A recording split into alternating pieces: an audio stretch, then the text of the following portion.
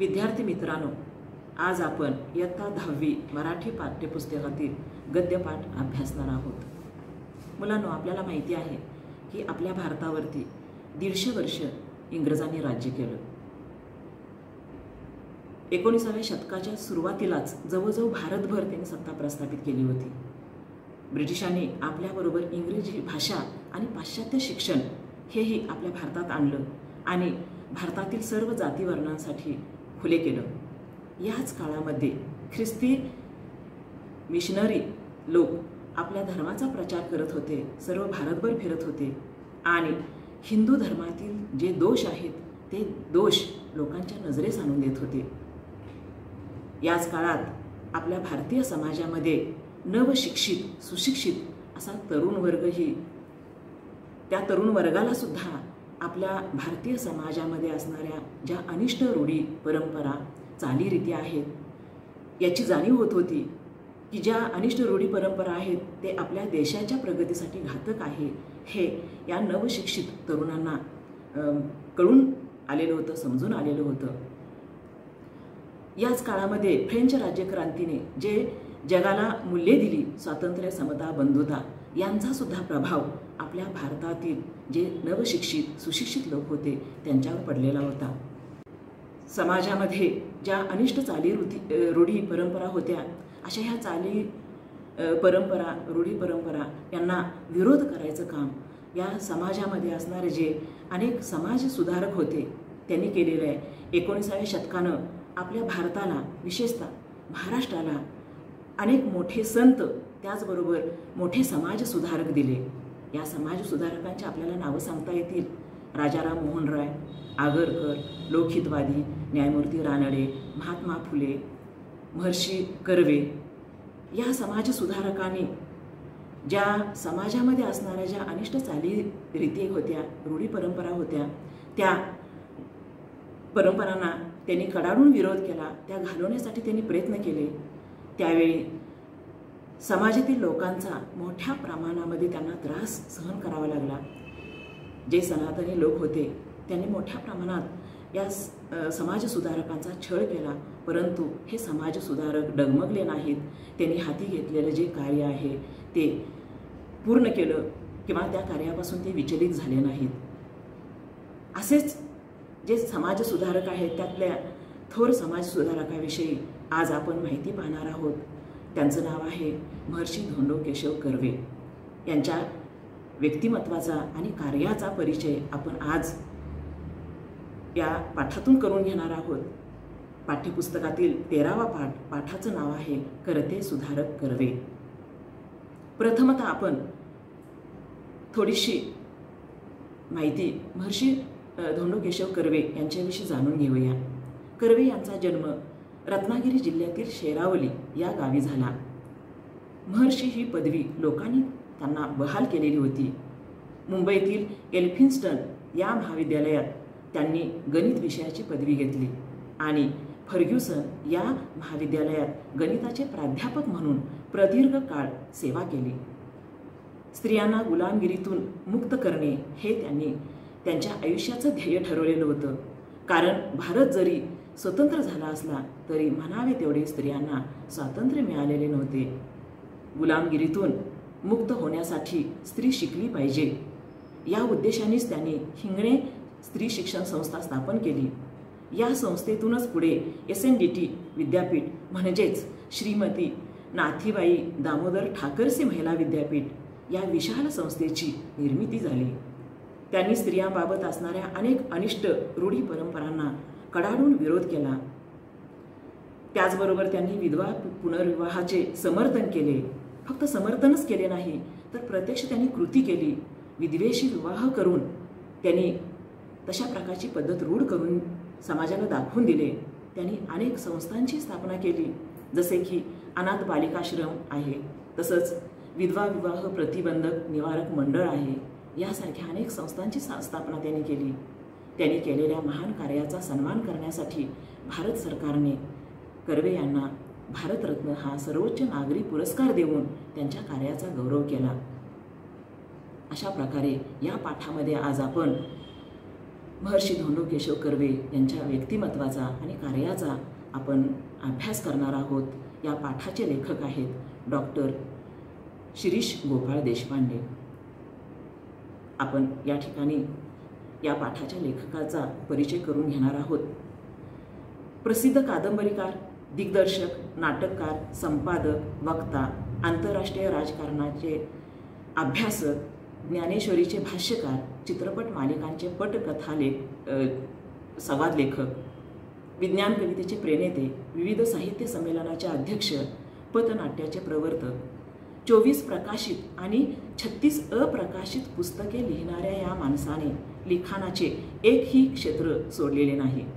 पत्रलेखन सोडून मला काहीही लिहिता येते असे स्वतःच कबूल करणारी व्यक्ती म्हणजे प्रसिद्ध कवी आणि लेखक डॉक्टर शिरीष गोपाळ देशपांडे.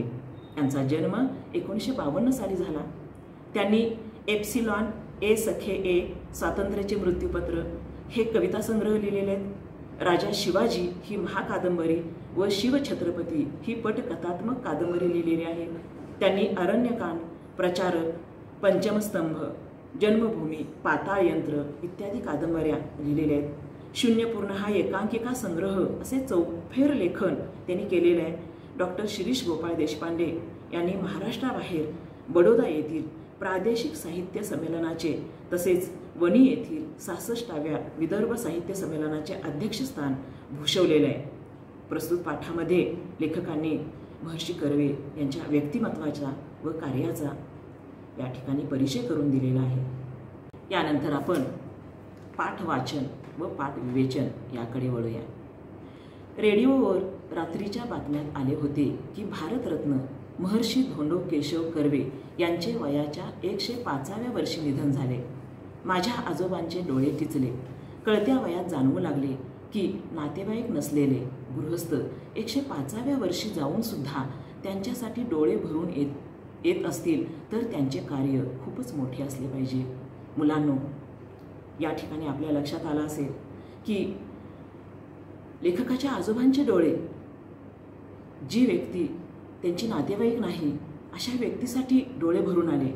त्यांच्या कानावरती रेडिओमध्ये ज्या बातम्या सांगितल्या त्या बातम्यामध्ये महर्षी कर्वे यांचं निधन झाले ही बातमी त्यांच्या कानावरती पडली आणि लेखकाचे आजोबा त्यांच्या डोळ्यातून अश्रू येऊ लागले. त्यावेळी लेखक लहान होते. खरं तर त्यावेळी लेखकांना कळत नव्हतं, पण त्यांना जाणवलं की आजोबा का रडतायत. पण ज्यावेळी लेखक मोठे झाले त्यांना कळू लागलं आणि कर्वे यांचं कार्य ज्यावेळेला लेखकाच्या लक्षात आलं त्यावेळेला त्यांना लक्षात आलं की आपले आजोबा का रडले किंवा का त्यांच्या डोळ्यातून अश्रू भरून आले. कारण महर्षी कर्वे यांचे कार्य अफाट होते, मोठे होते. त्यांनी जे कार्य केले आणि त्या कार्यानं भारावून जाऊन 105 वर्ष जगलेली ही जी व्यक्ती आहे, त्यानंतर त्यांचं निधन झालं आणि त्याचं वाईट वाटून त्यांचे आजोबा रडले हे त्यांना त्यांच्या कळत्या वयामध्ये जाणवू लागले. यानंतर पुढचा परिच्छेद आपण पाहूया. स्वातंत्र्य समराच्या ऐन धुमाळीच्या काळात म्हणजे 18 एप्रिल 1858 रोजी महर्षी कर्वे यांचा जन्म झाला. नंतर 15 ऑगस्ट 1947 रोजी राष्ट्रीय स्वातंत्र्यही त्यांच्या डोळ्यादेखत कमावले गेले. पण स्वातंत्र्य केवळ राष्ट्रीय मिळून भागत नाही, स्वातंत्र्य संपूर्णच हवे असते हे त्यांना आधीपासून जाणवत होते. या देशातली स्त्री गुलाम आहे, राष्ट्रीय स्वातंत्र्य कमावल्यावर सुद्धा ती गुलामच राहील हे त्यांना दिसत होते. तिला स्वतंत्र व्हायचे असेल तर तिला भान यावयास हवे की आपण गुलाम आहोत आणि हे भान शिक्षणाशिवाय येऊ शकत नाही. मात्र खुद्द भारतीय स्त्रीवर संस्कारच असे होते की ती आपल्या गुलामीला दागिना मानित असे. आपल्या समाजात स्त्रीचे स्थान देवीचे आहे असे भासवले जात असेलही, पण तिला शूद्रातिशूद्र समजून तिचा प्रच्छन्न छळच केला जाईल. सबब तिने शिक्षित व्हायलाच पाहिजे हे कर्व्यांना ठामपणे वाटत होते. तथापि हे कार्य अतोनात कठीण आहे हेही त्यांना दिसत होते. स्त्रीने स्वातंत्र्य कमवावे असे वाटणे म्हणजे खडकावर डोके आपटण्यासारखे होते. शांत सोशिकपणे सहिष्णू वृत्तीने राहिलो तर हे असिधारा व्रत परिपूर्ण होऊ शकेल याची त्यांनी खुणगाठ बांधली. सावकाश तरी हमखास हे कार्य करणे गरजेचे होते. नुसत्या अडीअडचणी येतील असे नव्हते. संपूर्ण समाजविरुद्ध विद्रोह करावा लागणार होता. असे केले तर समाज आपल्याला गिळून टाकायला येईल हे कळत होते. मुलांनो, महर्षी कर्वे यांचा जन्म केव्हा झालेला तर 18 एप्रिल 1858 रोजी. आपल्याला माहिती आहे की आपलं पहिलं स्वातंत्र्य समर म्हणून ओळखलं जातं तो म्हणजे 1857चं बंड. आणि त्याच काळामध्ये महर्षी कर्वे यांचा जन्म झालेला आहे. म्हणजे पूर्णपणे स्वातंत्र्य समराचं धुमाकूळ आपल्या देशात त्यावेळेला चालू होता आणि त्याच काळात त्यांचा जन्म झालेला आहे. आणि आपल्या भारताला स्वातंत्र्य मिळालं ते सुद्धा त्यांच्या डोळ्यादेखतच मिळालेलं आहे. 15 ऑगस्ट 1947ला आपल्या भारताला स्वातंत्र्य मिळालं. परंतु महर्षी कर्वे यांना असं वाटत होतं की नुसतं राष्ट्रीय स्वातंत्र्य मिळवून उपयोगाचं नाही. त्यांनी समाजाचं निरीक्षण केलेलं होतं. समाजामध्ये असणाऱ्या अनिष्ट प्रथा त्यांना जाणवलेल्या होत्या. समाजामध्ये असणारी जी स्त्री आहे ती स्त्री गुलामगिरीमध्ये जीवन जगते. जोपर्यंत स्त्री शिक्षित होत नाही तोपर्यंत आपला समाज निकोप होणार नाही हे त्यांनी ओळखलेलं होतं. आणि त्यामुळं त्यांना जाणवत होतं जरी राष्ट्रीय स्वातंत्र्य मिळालं तरीसुद्धा संपूर्ण स्वातंत्र्य मिळालं नाही हे त्यांना जाणवत होतं. आणि जी स्त्री गुलाममध्ये जीवन जगते, गुलामगिरीमध्ये जीवन जगते, तिला स्वतंत्र व्हायचं असेल तर तिला भान यावयास हवं असं त्यांचं मत होतं. आता भान कशामुळे येईल तर ती शिक्षित झाली पाहिजे, शिकली पाहिजे. बघा मुलांनो, आजच्या काळातील स्त्रीवर जर अन्याय झाला तर लगेच ती स्त्री विरोध करते. का तर आज स्त्रिया शिकलेल्या आहेत. त्यांना कळतं की आपल्यावरती अन्याय होतोय, आपल्यावरती अत्याचार होतोय किंवा अन्याय होतोय, आपली पिळवणूक होते हे त्यांना जाणवतं आणि त्यामुळे त्या विरोध करतात. पण त्या काळामधील ज्या स्त्रिया होत्या त्या गुलामीलाच आपला दागिना मानायच्या. म्हणजे आपल्या नशिबात आहे म्हणून आपण अशा प्रकारे ते सहन करायचं, अशा प्रकारे त्या स्त्रिया वागायच्या. त्यामुळे त्यांना आपण गुलामगिरीमध्ये आहोत याची जाणीवच व्हायची नाही. जाणीव होण्यासाठी काय आवश्यक आहे तर शिक्षण आवश्यक आहे हे कर्वेने ओळखलेलं होतं. आपली भारतीय स्त्री त्या काळामध्ये असणारी तिच्यावर तसे संस्कारच होते की जी गुलामीला दागिना मानून ती तशा प्रकारे जीवन व्यतीत करायची. त्यावेळी समाजामध्ये एक विरोधाभास दिसायचा. कोणता विरोधाभास दिसायचा तर आपल्या समाजात स्त्रीचं स्थान देवीच आहे असं भासवलं जायचं. परंतु त्या स्त्रीला मात्र शूद्रातिशूद्र समजून तिचा प्रच्छन्न छळ केला जायचा. आता प्रच्छन्न म्हणजे काय तर गुप्तरित्या झाकलेलं. म्हणजे त्यावेळी समाजातील लोक म्हणजे स्त्रियांच्या विषयी चांगल्या मोठ्या बाता करायचे, परंतु घरातील स्त्रियांवरतीच मात्र स्त्रियांना गुलामगिरीमध्ये ठेवायचे, त्यांना स्वातंत्र्य असायचं नाही, अशा प्रकारचं वागणं होतं.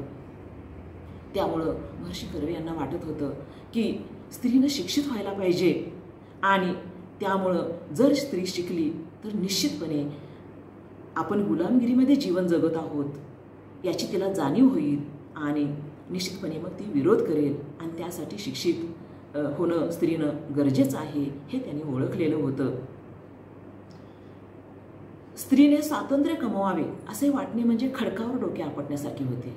पहा मुलांनो, त्यावेळी त्या समाजामध्ये असणारी जी स्थिती होती अशी होती की एका बाजूला समाज सुधारक आणि दुसऱ्या बाजूला संपूर्ण भारतीय समाज. त्या समाजच विरोध करत होता. स्त्रीला शिक्षण देणं हे समाजाला मान्य नव्हतं आणि किंवा स्त्रीला स्वातंत्र्य देणं हे समाजाला मान्य नव्हतं.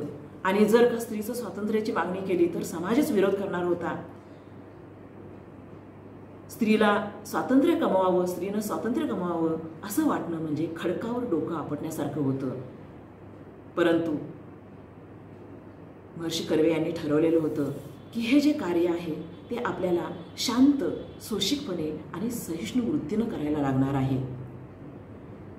जर आपण शांत, सोशिकपणे आणि सहिष्णू वृत्तीनं राहिलो तर हे असीधारा व्रत परिपूर्ण होऊ शकेल याची त्यांनी खुणगाठ बांधली. पहा मुलांनो, खुणगाठ बांधणे हा वाक्प्रचार आहे. याचा अर्थ आहे निश्चय करणे. असीधारा व्रत म्हणजे काय तर तलवारीच्या धारेवर चालण्या इतपत कठीण काम. पहा मुलांनो, जर तलवारीच्या धारेवरून चाललं तर काय होईल तर पाय रक्तबंबाळ होतील. समाजाच्या विरोधात जाऊन एखादं कार्य करायचं म्हटल्यानंतर ते खूप कठीण काम आहे, जसं तलवारीच्या धारेवर चालण्या इतपत. आणि महर्षी कर्व्यांनी ठरवलेलं आहे की शांत आणि सोशिकपणे सहिष्णू वृत्तीनं आपण हे काम करणं गरजेचं आहे. हे जे हाती घेतलेलं कार्य आहे, हे कार्य करत असताना समाज विरोध करणार, संपूर्ण समाजाविरुद्ध विद्रोह करावा लागणार आहे, समाजाकडून आपल्याला त्रासही होणार आहे, हे त्यांनी गृहीत धरलेलं होतं. हे कार्य करत असताना समाज आपल्याला गिळून टाकायला येईल हेही त्यांना कळत होतं. तरीसुद्धा ते आपल्या ध्येयापासून विचलित झाले नाहीत. त्यांनी हाती घेतलेलं जे कार्य आहे ते तसंच त्यांनी पुढे चालू ठेवलं. पुढच्या परिषदाकडे आपण वळूया. पंडिता रमाबाई यांचे जीवनचरित्र आणि ईश्वरचंद्र विद्यासागर यांचे जीवन कार्य यातून महर्षी कर्वे यांना हुरूप मिळाला. ईश्वरचंद्रांनी पोथ्यांचा पिट्टा पाडून विधवा विवाह होऊ शकतो हे दाखवून दिले. स्वतः विधवेशी विवाह करून कर्व्यांनी त्याचा वस्तुपाठ घालून दिला. सुरुवात त्यांनी स्वतःपासून केली, म्हणून त्यांना बोलायची कोणास सोय उरली नाही. प्राध्यापक धोंडो केशव कर्वे हे कॉलेजात गणित शिकवत. विद्वत्तेचा ते महामेरू होते, त्यामुळे त्यांच्याशी वाद घालायला कोणी धजले नाही. केवळ सत्पुरुषांचा छळ करावा एवढेच ऐतिहासिक कार्य तेव्हाच्या अज्ञ समाजाने केले. या समाजाबद्दल महर्षी अण्णासाहेब कर्वे अर्थातच क्षमाशील होते. त्यांना छळवादी समाजवृत्तीचा आधीपासून अंदाज होता. समाजाने केलेल्या धक्काबुक्कीत अण्णासाहेबांचे कपडे फाटत. रोज त्यांना आपला शर्ट नाहीतर कोट जिथे फाटला तिथे शिवून घालावा लागत असे. फाटके कपडे ते वापरत नसत. गावातील सुशिक्षित समजल्या गेलेल्या लोकांनी ससे होलपट चालवली तरी कर्व्यांनी ना त्यांना शिव्या शाप दिले ना आपल्या कार्यातून कर्वे विचलित झाले. जसे संत ज्ञानेश्वरांचाही छळ झाला होता, पण त्यांच्या साहित्यात ते कुठेही उमटले नाहीत.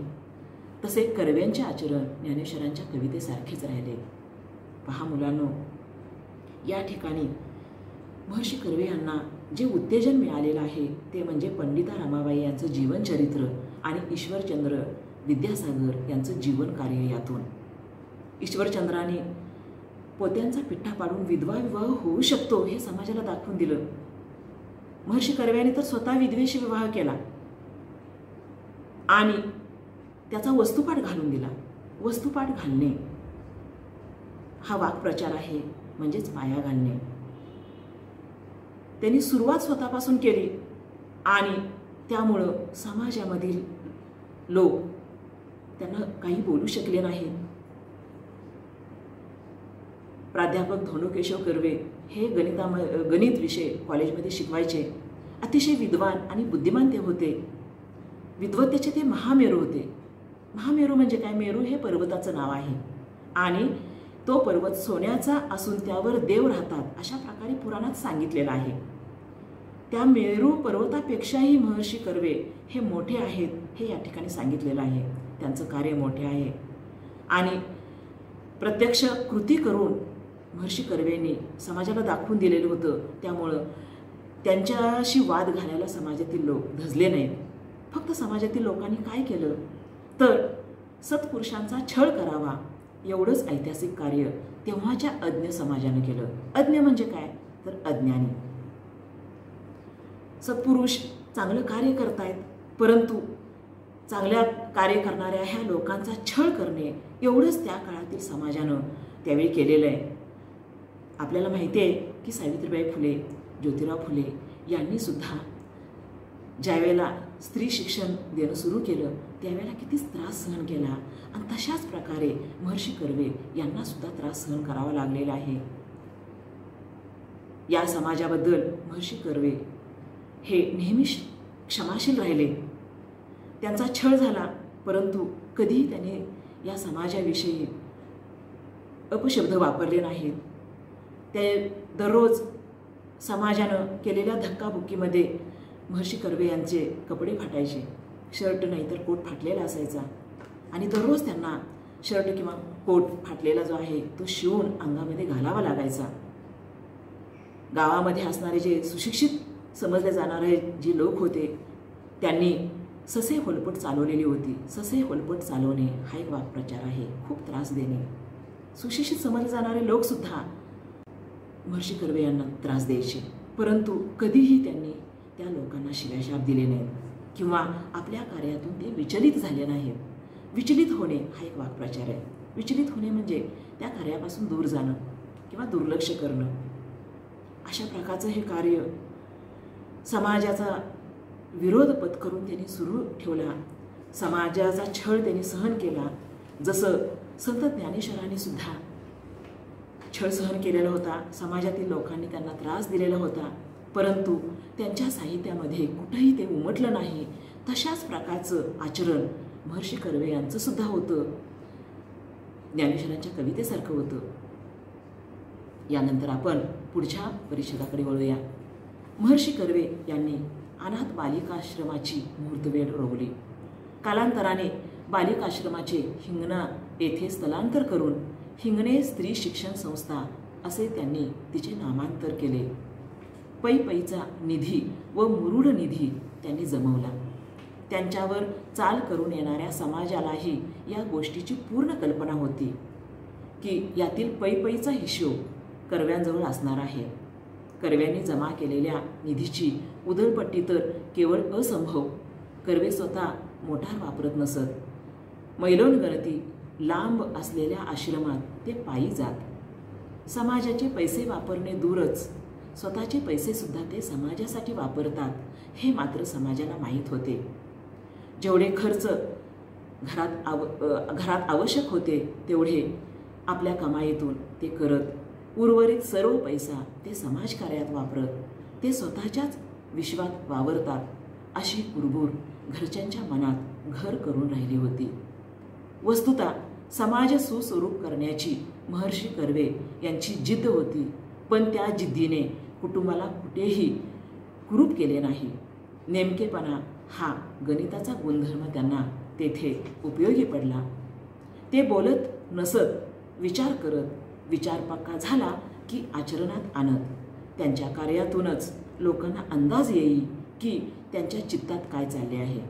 हे डावपेच नव्हते, उलट पक्षी बोलके सुधारक असण्यापेक्षा करते सुधारक असणे हेच श्रेयस्कर असते. पहा मुलांनो, या ठिकाणी महर्षी कर्वे यांनी जे स्त्रियांसाठी जे कार्य केलेलं आहे या संदर्भात माहिती दिलेली आहे. महर्षी कर्वे यांनी अनाथ बालिकाश्रमाची मुहूर्तमेढ रोवली. वाक्प्रचार आहे बघा, मुहूर्तमेढ रोवणे याचा अर्थ आहे शुभारंभ करणे.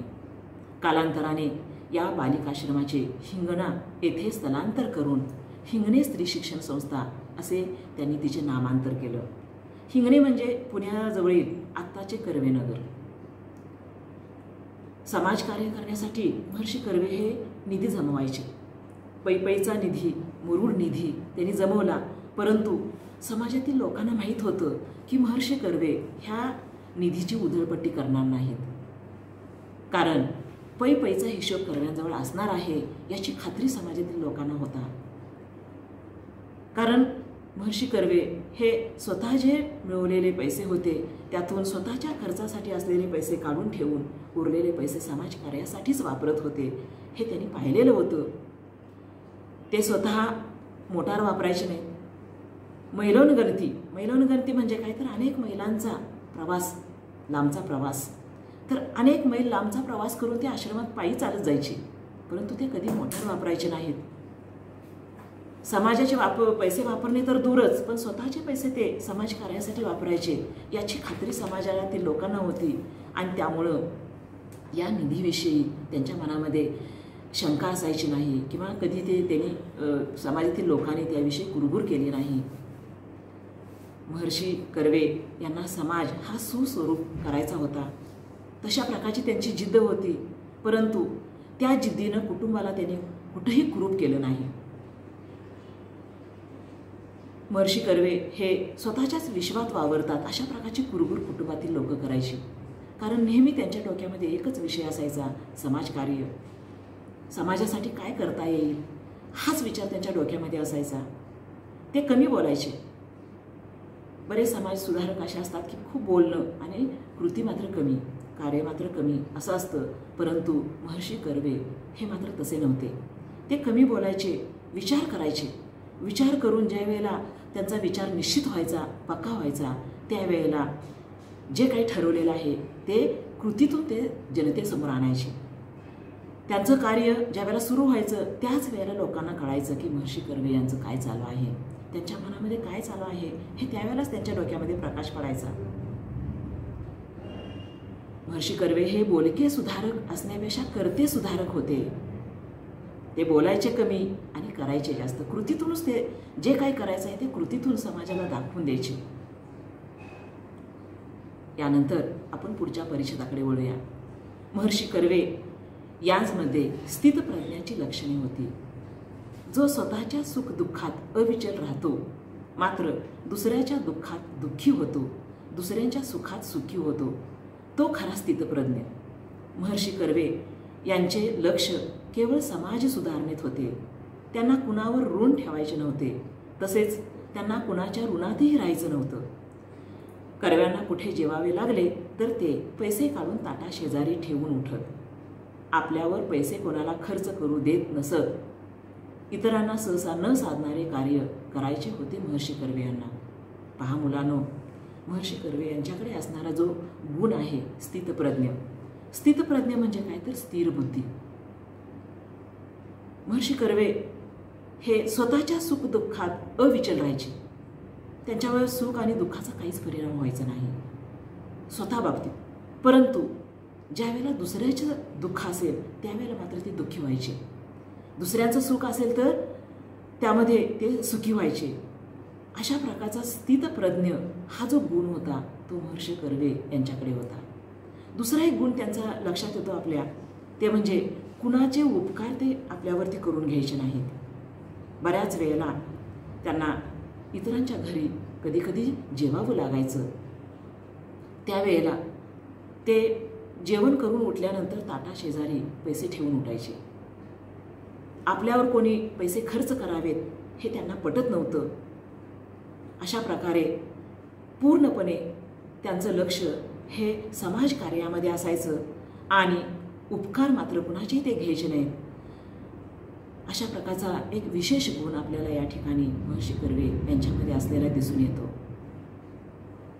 यानंतर आपण पुढच्या परिच्छेदाकडे वळूया. भारताचे अर्धांग जे स्त्रिया त्याच अनपढ राहिल्या तर देश अर्धांग वायू झालेल्या व्यक्तीसारखा होईल. एका बाजूला या देशाला आपण भारत माता म्हणतो, सरस्वतीला आपण वाङ्मयाची जननी मानतो आणि दुसरीकडे स्त्री निरीक्षर अज्ञानी ठेवतो. हा चीड आणणारा विरोधाभास त्यांना घालवायचा होता. महर्षी धोंडो केशव कर्वे यांनी जपानच्या धर्तीवर इसवी सन 1916 साली भारतातले पहिले महिला विद्यापीठ 5 स्त्रियांना दाखल करून स्थापन केले. आगबोटीने प्रवास करण्याच्या त्या जुन्या जमान्यात महर्षी कर्व्यांनी जग प्रवास करून स्त्री शिक्षणाचे महात्म्य सर्वत्र बिंबवले. जगभर स्त्री शिक्षणाबद्दल सभा घेतल्या. स्त्री ही स्वाभिमानी असली पाहिजे, ती शिकली पाहिजे, उच्च विद्या विभूषित होऊन पुरुषांशी स्पर्धा करू शकली पाहिजे, हे त्यांचे स्वप्न होते. त्यात त्यांना 2 कार्ये करायची होती. एका टोकावर स्त्री साक्षर करणे हे जटिल कार्य व दुसऱ्या टोकावर तिला पुरुषांच्या बरोबरीने स्पर्धेत उतरवणे हे अटीतटीचे कार्य. पुरुषप्रधान संस्कृतीत स्त्रियांवरील पारतंत्र्याचे जोखड उकडून टाकावे हे महाकठीण काम होते. गुरुत्वाकर्षणाविरुद्ध पृथ्वीबाहेर पडणाऱ्या रॉकेटसारखीच क्षमता येथे आवश्यक होती. पहा मुलांनो, आपला हा भारत देश त्याला व्यक्ती म्हटलेला आहे आणि ह्या व्यक्तीचे एक अंग आहे ते म्हणजे स्त्रिया आणि दुसरे अंग आहे ते म्हणजे पुरुष. आपला देश, भारतीय समाज हा स्त्री आणि पुरुषांनी मिळून बनलेला आहे. जर स्त्रिया अडाणी राहिल्या, अनपढ राहिल्या तर आपल्या देशाची कशी अवस्था होईल हे सांगितलेलं आहे की अर्धांग वायू झालेल्या व्यक्तीसारखी अशी अवस्था होईल. आणि त्यासाठी स्त्रिया शिकल्या पाहिजेत, शिक्षित झाल्या पाहिजेत, हेच आपल्याला लक्षात येतं. आपल्या भारतामध्ये त्यावेळी समाजामध्ये कशा प्रकारे स्थिती होती तर एका बाजूला या देशाला आपण भारत माता म्हणतो. बघा, देशाला भारत माता म्हणलेलं आहे, म्हणजे स्त्रीचं रूप दिलेलं आहे. भारत माता, भारत जननी म्हणून आपण या भारत मातेचा गौरव करतो. दुसऱ्या बाजूला वाङ्मयाची जननी असणारी जी सरस्वती, ती सुद्धा स्त्री आहे, तिला वाङ्मयाची जननी मानतो. आणि दुसरीकडे मात्र आपल्या भारत देशामध्येच असणारी जी स्त्री आहे ती मात्र निरक्षर, अडाणी ठेवतो. हा जो विरोधाभास आहे तो आपल्या भारतीय समाजामध्ये दिसून येतो. आणि तोच विरोधाभास महर्षी धोंडो केशव कर्वे यांना घालवायचा आहे. आणि त्या दृष्टीनेच त्यांनी वेगवेगळ्या शिक्षण संस्था स्थापन केल्या. जपानच्या धर्तीवर इसवी सन 1916 साली भारतातले पहिले महिला विद्यापीठ 5 स्त्रियांना दाखल करून स्थापन केलं. त्या काळामध्ये आगोटीनं प्रवास केला जायचा आणि आगोटीनं प्रवास करून त्यांनी जगभर प्रवास केलेला आहे आणि संपूर्ण जगामध्ये स्त्री शिक्षणाचं महात्म्य त्यांनी वर्णन केलं. तसंच स्त्री शिक्षणाबद्दल सभा घेतल्या. स्त्री ही स्वाभिमानी असली पाहिजे, ती शिकली पाहिजे, उच्च विद्या विभूषित होऊन पुरुषांशी स्पर्धा करू शकली पाहिजे, हे त्यांचं स्वप्न होतं. आणि ते स्वप्न साकार करण्याच्या दृष्टीनंच त्यांचं हे कार्य चालू होतं. त्यात त्यांना 2 कार्य करायची होती. पहिलं कार्य होतं ते म्हणजे स्त्रीला साक्षर करणं आणि दुसरं कार्य होतं ते म्हणजे पुरुषांच्या बरोबरीनं स्त्रीला स्पर्धेत उतरवणं. परंतु हे कार्य महाकठीण होतं. समाजाचा विरोध होणार होता, कारण समाजालाच मान्य नव्हतं स्त्रीनं शिक्षण घेणं. आणि अशा हा जो समाज आहे या समाजाला विरोध करून, त्या समाजाविरुद्ध विद्रोह करून हे कार्य करायचं होतं. जसं की गुरुत्वाकर्षणाविरुद्ध पृथ्वीबाहेर पडणाऱ्या रॉकेटसारखी क्षमता, तेवढी शक्ती या ठिकाणी लावावी लागणार होती. यानंतर आपण पुढच्या परिच्छेदाकडे वळूया. रत्नागिरी जिल्ह्यातील खेड तालुक्यातल्या शेरावली या गावी जन्मलेला हा मुलगा जन्मताच महर्षी किंवा भारतरत्न म्हणून गणला गेला नाही. आपल्या जगत्या आयुष्यात हालअपेष्टांची तमा न बाळगता एखादा मनुष्य केवढे अलौकिक कार्य करू शकतो त्याची मिसाल आहेत डॉक्टर धोंडो केशव कर्वे. लोकमानसाने त्यांना अभिमानाने महर्षी मानले.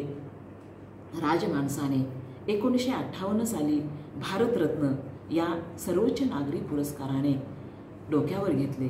पहा मुलांनो, एका खेडेगावामध्ये जन्माला आलेले हे महर्षी कर्वे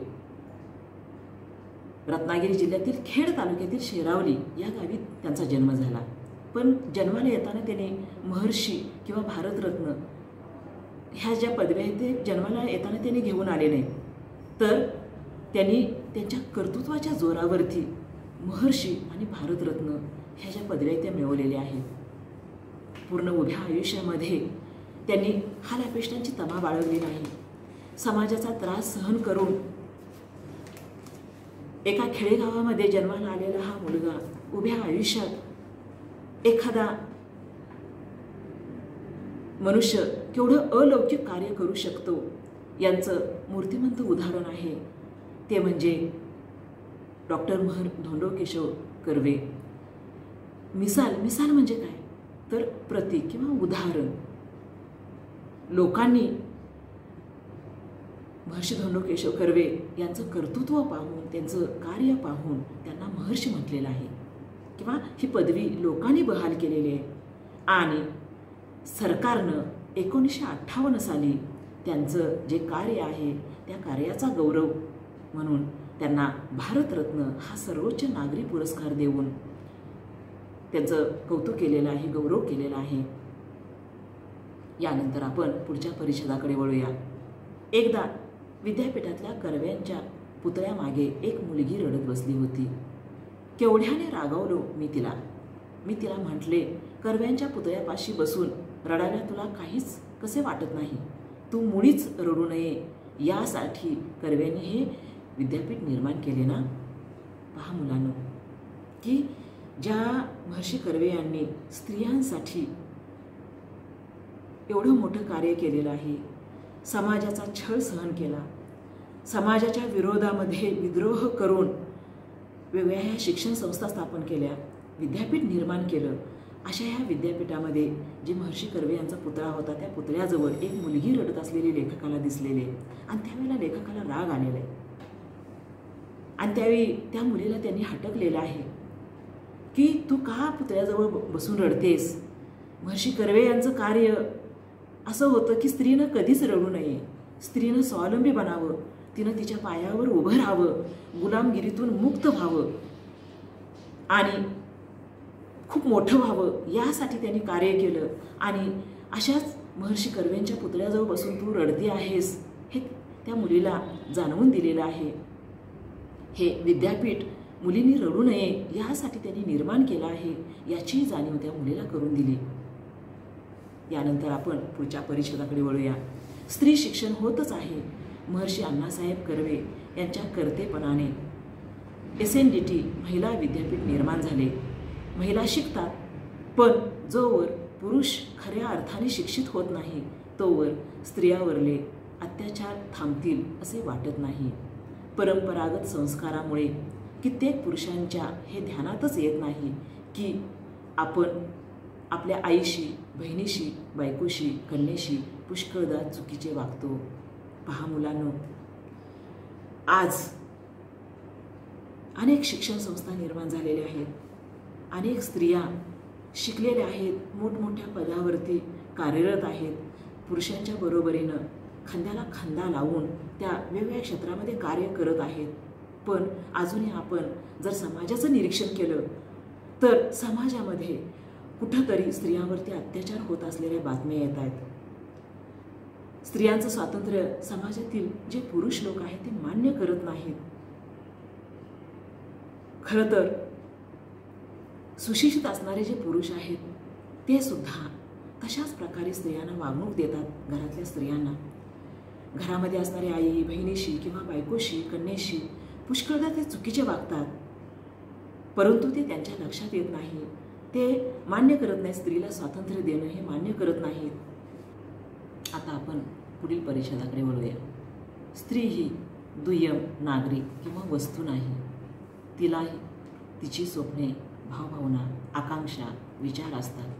तिचे हे अस्तित्व मानायला शिकवणे म्हणजे पुरुष शिक्षण. पुरुष शिक्षित झाला की त्याला स्त्री स्वातंत्र्याचा अर्थ उमजेल. पुरुषांचेही शिक्षण झाले की भारतरत्न महर्षी धोंडो केशव उपाख्य अण्णासाहेब कर्वे या कर्त्या सुधारकाने सुरू केलेल्या महान कार्य पूर्णत्वास जाईल. मग डोळे टिचणार नाहीत, तिथे हसू फुलेल. पहा मुलांनो, या ठिकाणी भारतीय समाजातील जे सुशिक्षित पुरुष लोक आहेत ते खऱ्या अर्थानं शिक्षित होणं गरजेचं आहे. कारण सुशिक्षित आजही समाजात जर निरीक्षण केलं तर स्त्रियांवरती अन्याय अत्याचार होत आहेत. भरपूर स्त्रिया शिकलेल्या आहेत, पुरुषांच्या बरोबरीनं वेगवेगळ्या क्षेत्रामध्ये कार्यरत आहेत, परंतु अजूनही स्त्रियांच्यावर अन्याय होतोय. गुलामीमध्ये त्यांना जीवन जगावं लागतंय आणि त्यासाठी पुरुष शिक्षण हे महत्त्वाचं आहे. महर्षी कर्वेने ओळखलेलं होतं की स्त्री ही सामाजिक असते आणि पुरुष हा आत्मकेंद्रित स्वार्थी असतो. जर पुरुष शिकला तर तेवढ्यापुरतंच तो त्याच्यापुरतंच ते साक्षर होणं राहणार आहे, परंतु एक जर स्त्री शिकली तर संपूर्ण कुटुंब साक्षर होणार आहे हे त्यांनी ओळखलेलं होतं आणि त्या दृष्टीनंच त्यांनी हे शिक्षणाचं कार्य केलं. खऱ्या अर्थानं त्यांनी हे जे शिक्षणाचं कार्य केलं ते केव्हा फलद्रूप झालं हे समजलं जाईल तर पुरुष शिक्षण झाल्यानंतर, पुरुष शिक्षित झाल्यानंतर सुशिक्षित पुरुषसुद्धा स्त्रियांच्यावरती अन्याय करत असलेला दिसून येतो, गुलामीमध्ये जीवन जगवत असलेला दिसून येतो आणि त्यामुळं खऱ्या अर्थानं पुरुषांचं शिक्षण होणं गरजेचं आहे. पुरुषांनी स्त्रियांचं स्वातंत्र्य मान्य करणं गरजेचं आहे आणि त्याच वेळी भारतरत्न महर्षी धोंडो केशव कर्वे उपाख्य अण्णासाहेब कर्वे या कर्त्या सुधारकाने सुरू केलेले जे महान कार्य आहे ते पूर्णत्वास जाईल आणि त्यावेळेला डोळ्यामध्ये अश्रू उभे राहणार नाहीत तर हसू फुलेल.